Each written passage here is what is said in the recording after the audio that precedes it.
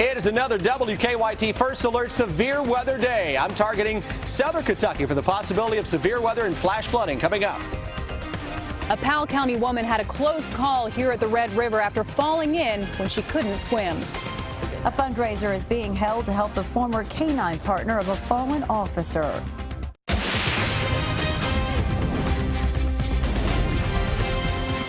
WKYT News starts now with First Alert Weather. Good evening. Another day and unfortunately another round of storms. Yeah, and the heavy rain is hitting the same area already hit hard by flash flooding. We begin with WKYT Chief Meteorologist Chris Bailey on this First Alert Severe Weather Day. Yeah, latest warnings coming out for numerous counties across southern Kentucky right now. All the counties that are shaded in the yellow are under severe thunderstorm warnings. Several of those same counties are also under flash flood warnings as well. That latest warning coming out as far east as Rockcastle County. Defender radar network with a healthy complex of thunderstorms that, as expected, weakening just a little bit on the northern edge, and a lot of that energy now being focused on the southern half of that line until 5:45. Casey, Lincoln, Marion, Russell counties for a severe thunderstorm warning, and this one just issued for folks into Rockcastle County, northern parts of Pulaski County. For the rest of Pulaski County, down into Monticello, Wayne County, Whitley City, McCreary County, right on top of the city limits here into Williamsburg in the western part of Whitley. We are dealing with a severe thunderstorm warning that'll go until 6:15. Several of these same counties, by the way, are under a flash flood warning. Heaviest part of the rain and the strongest winds likely right on top of the Monticello area, back to the west toward Cumberland City, right on top of Lake Cumberland. That extends a little farther to the north. Notice how it becomes a little more jagged now in the overall radar presentation. We've lost a little lightning here into Casey County, showing again a sign that this storm is weakening the northern edge of that. Still, though, some very gusty winds, a possibility here into western parts of Boyle County, southwest of Harrodsburg. Thunder and lightning right on top of the Bardstown area. All of that thunderstorm line is going to continue to race toward Interstate 75 over the next little bit, but it's the southern part of that into northern Tennessee that will continue to ramp up. So damaging winds, flash flooding rains, a possibility, guys, over the next few hours into southern Kentucky. When I come back in a few minutes, yes, we're going to update on what's going on now, but we're going to track additional rounds of severe thunderstorms into your Friday. Chris, thank you. It was a close call for a Powell County woman this morning after she fell into the Red River. Now, luckily, she had her cell phone and she was able to call for help. Andrea Walker has more on the rescue in our top story at 5:30. The call came into Powell County Dispatch at 10:21 this morning. 911, what's the address of your emergency? 5 Brick Road, Clay City, Kentucky. Hurry, I'm still in the river, and I can't get out. You're in the river? Yes, right now. 54-year-old Sherry Stanley was walking her dogs along this embankment on her property when she slipped and fell into the Red River. We caught up with Brenton Epperson, the man on the other side of this 911 call. My main concern was that she not lose her footing and fall deeper into the water. Racing to get there in time. What's the river like underneath you? I mean, are you on solid footing? No, I'm in mud. Stanton police were the first to arrive on the scene. At one point, she was like maybe waist deep, and then, slowly, she was neck deep. I can't see over the bank. It's about 10 foot high. Okay. Help! Within a matter of minutes, officers were able to find I'm down here in the river. and rescue Stanley. I'm really proud of the way that our units worked together. Everything was well coordinated. I think there were a total of 11 minutes from the time that she called until I was notified that she was out of the water. It's why we do the job. I mean, we don't, obviously we don't make a lot of money. We're not sitting here buying sports cars, a big mansion. So it's a good moment whenever you get to help somebody like that. In Powell County, Andrea Walker, WKYT. Stanley was taken to the Markham and Wallace Hospital in Estill County. She was treated and released this afternoon. One man is dead and another has serious injuries after a crash on US 27. Our county-by-county coverage at 5:30 begins in Pulaski County. It happened just after noon today in the Sloans Valley community near the McCreary County line. Police say one of the two cars involved crossed the center line and crashed into the other, killing a 40-year-old man. The driver of the other car was taken to the hospital with serious injuries. Police say it was raining at the time. In Christian County, lightning could be responsible for a massive fire that destroyed a historic building overnight. We received this eyewitness video of the fire in downtown Hopkinsville. The fire started late last night at the Peter Postal building on East 6th Street. Firefighters say it only took minutes for flames to overtake the building, causing much of it to collapse. It was built as a church in the 1880s and more recently housed a furniture store. No injuries were reported. In Leslie County, a former sheriff is being told to pay $260,000 back to the government. Former Leslie County Sheriff Paul Howard is named in 2 audits released this week. They claim he owes the county because of overspending, his budget, poor record keeping, and spending county money on personal items. Howard tells our sister station WKYT that he committed no wrongdoing, and to his knowledge, his financial records were clean when he was sheriff. He served 2 terms as Leslie County Sheriff and left office at the end of 2014. Police in Cincinnati are searching for several suspects after a department store theft. Police say nearly a dozen men ran into the Saks Fifth Avenue department store and stole various high-end items, including Louis Vuitton purses. Police say they are looking for 3 black cars with Illinois license plates. A fundraiser is being held today to help the former partner of a fallen Bardstown police officer. Figo served alongside Officer Jason Ellis, who investigators say was ambushed and killed along the Bluegrass Parkway in 2013. Figo now lives with the mother of Officer Ellis's wife. Cops with Paws is raising money to pay for Figo's medical bills. Sabera Rayford is in Bardstown with more. It's been a few years since Officer Jason Ellis was gunned down and killed, but members of the Bardstown community say his legacy and memory has lived on through his K-9 partner, Figo. Now, Figo is in need of their help. Figo lives with Officer Ellis's widow's mother, and she says he's been diagnosed with several different diseases. Buffalo Wings and Rings manager Jessica Reich said when they heard that Figo was sick, they immediately wanted to help. That is why all day long the restaurant is raising money for the dog. Reich said 15% of their customers' purchases will go towards helping the family pay for Figo's medical care.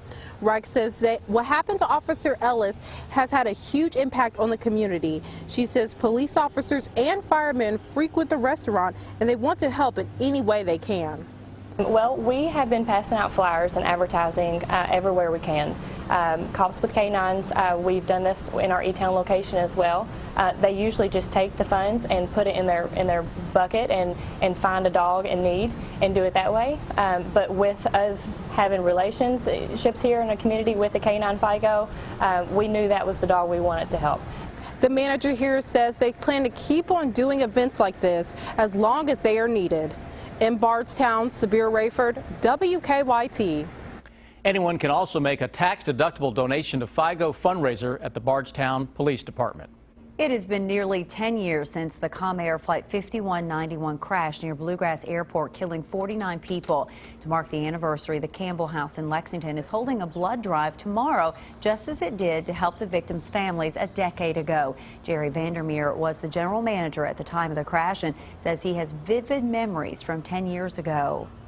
When you saw the families eventually coming into the hotel and realizing the pain that they were going through, it was amazing to see the amount of comfort that not only our staff provided, but the community. I've never seen anything like that.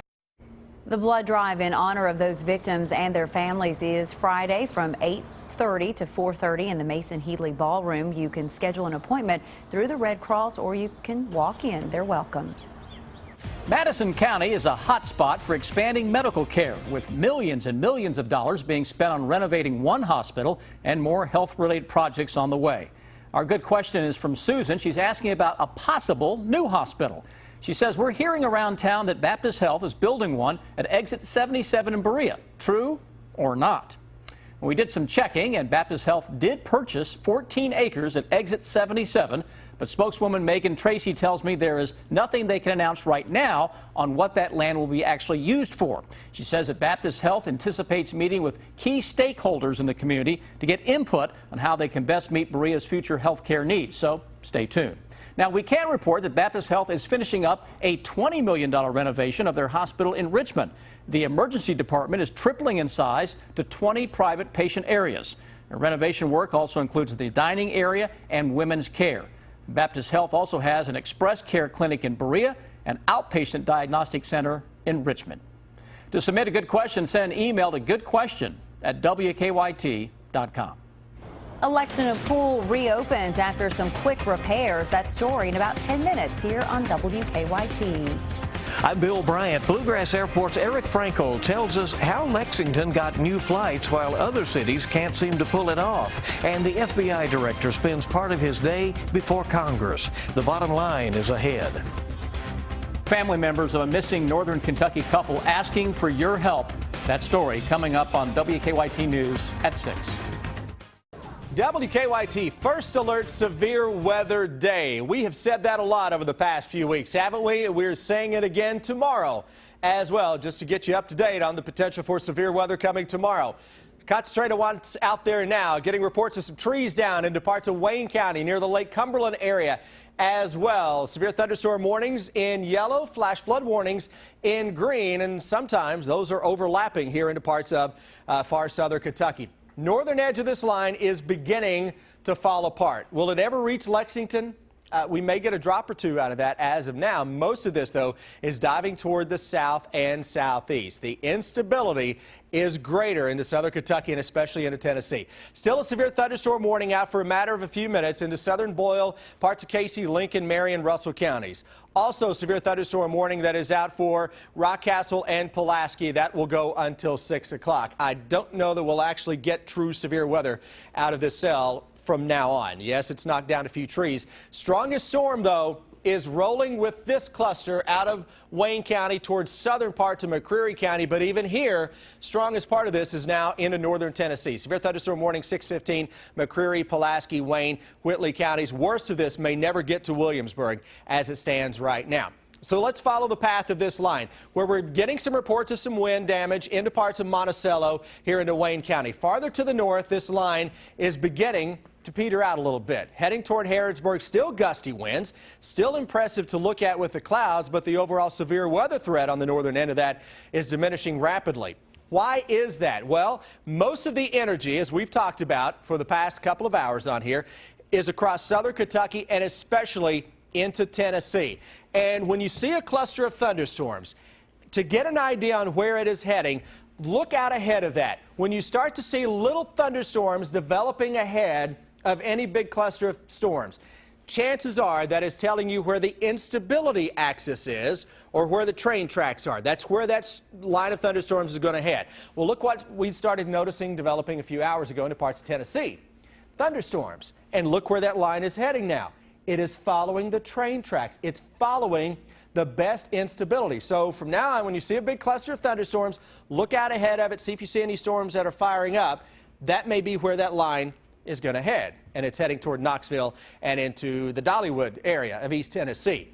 May catch a bit of a break into parts of the region later this evening into the overnight, and then cold front across the high plains scoots in here for the day tomorrow with a severe weather threat. Severe thunderstorm watch never going to see 9 p.m. into central Kentucky. Until midnight, southeastern Kentucky, never going to see the expiration times. Both of those may be canceled here within the next hour or two. Flash flood watch is out as well for the counties that picked up a lot of rain last night, picking up a lot of rain this evening. Now for the day tomorrow, your Friday, better chance area-wide to get in on severe thunderstorms, especially into the afternoon and evening. So the entire state tomorrow has the chance for severe weather, maybe early in the morning, then again late afternoon and evening. Just like what we've seen today, what we've had yesterday, what we had a few days ago, greatest threats will come from flooding and from high winds. I think the hail threat tomorrow afternoon into the evening may be a little greater than what we have seen as well.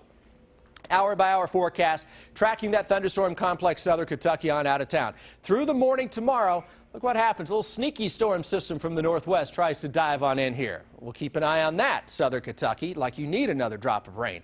Noontime. It's hot, it's humid, and another cluster of thunderstorms develops into the afternoon and evening. That model is likely underdone with that. I would expect a decent little line to fire up tomorrow afternoon and evening. Then we get into Saturday. let's get us to the weekend. It looks better. Saturday, 84 degrees, humidity comes down, mainly dry. I think southern Kentucky can squeeze out a storm on Sunday. Then early next week, don't be surprised if we don't see another cloud burst or two with thunderstorms that can dump some locally heavy downpours. Guys, we're stuck in a pattern now that will bring some storms about every day or two. It's a shame. All right. It really is. Thanks, Chris. Lexington's Bluegrass Airport announces 3 new nonstop flights. And the director of the FBI defends his decision not to bring charges against Hillary Clinton. Bill Bryant has details in the bottom line. Good evening. As airlines consolidate and some are pulling back from some airports, Lexington's Bluegrass Airport announced 3 new nonstop destinations this summer. The airport's executive director says it is competitive to add flights at mid-sized airports like Bluegrass, but Lexington is bucking the trend. He says he often meets with airlines and promises to help them be successful in Central Kentucky. They want to start out and at least have the best chance for financial success. So if we can mitigate some of their operating costs on the front end when they first start service, provide some advertising dollars to get the product out there, that helps them. In the end, they're going to determine whether they can charge the fares and fill the plane up based on those fares. And they won't really know that until they get in a market and test drive it. Frankel is one of my guests on this weekend's edition of Kentucky Newsmakers. FBI Director James Comey spent some time on Capitol Hill today where he told a House committee that his investigation found great carelessness in the way Hillary Clinton handled classified information while she was Secretary of State. But Comey says there was only one precedent for prosecuting gross negligence in the last 100 years. And he said no reasonable prosecutor would bring a case based on the findings of his investigation. The Republican chairman of the committee told Comey his decision is a mystery. Republican infighting in Congress means a promised vote on measures to keep guns away from those on the terrorist watch list has been postponed. Democrats held a sit-in to demand a vote, and today they took to the House floor and read the names of victims of gun violence. But GOP lawmakers have not been able to agree on what they can and cannot support. Bill Bryant, WKYT. Some good news for Lexington families. After being closed for repairs yesterday, the Douglas Pool reopened today. Lexington Parks and Recreation says a water leak caused the closure yesterday, but it has been repaired and the pool is now open during its regular operating hours. Coach Calipari and his assistants out on the recruiting trail. They are down at the Peach Jam looking at all of their top targets for 2017, including point guard Trey Young. And NASCAR comes to Kentucky Speedway, and they are driving on a repaved surface. Drivers talk about it next when we come back with sports.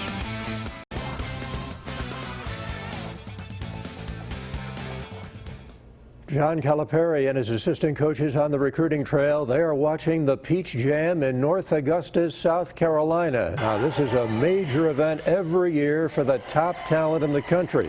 Every player that Cal has offered for 2017 is on the court, including 5-star point guard Trey Young. This is the best event to come to. I feel like this is so fun playing against some of the best competition in the country. I mean, it doesn't get any better than this. If you're a competitor, like I feel like I am, this is where you need to be. Does it get intimidating at all, or not yet? Not at this point. No, I mean, no, sir. It can't get intimidating. When it gets intimidating, that's when you start playing not your highest capability. So, no, I'm coming out here just having fun and competing. Sprint Cup racing returning to Kentucky Speedway this weekend for the Quaker State 400 Saturday. Today, NASCAR's best were on the newly paved track up in Sparta. Most of the drivers were getting their first look at the new asphalt put down on the mile-and-a-half oval.